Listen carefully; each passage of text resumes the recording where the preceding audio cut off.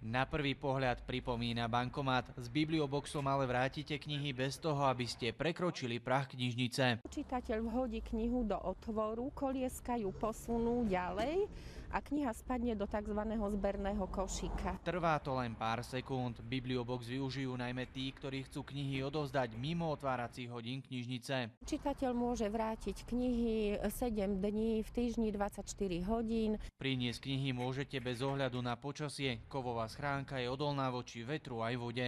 A tu sú vlastne všetky vrátené knihy.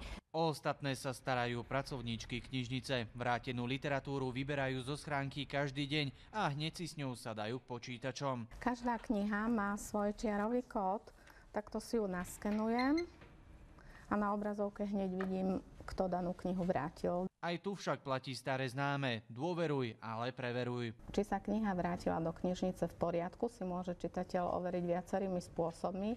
Najjednoduchší spôsob je cez internet. Kým pod Tatrami je knihomat novinkou, v Banskej Bystrici hovoria o osvedčenej klasike. Tohto pomocníka čitatelia využívajú už 3. rok. Používanie boxu z roka na rok rastie. V tomto roku doteraz sa vrátilo 13 957 kníh. Aj v ostatných mestách sa bibliobox osvedčil, čo však nikde v žiadnom prípade nedokáže, je požičiavanie kníh.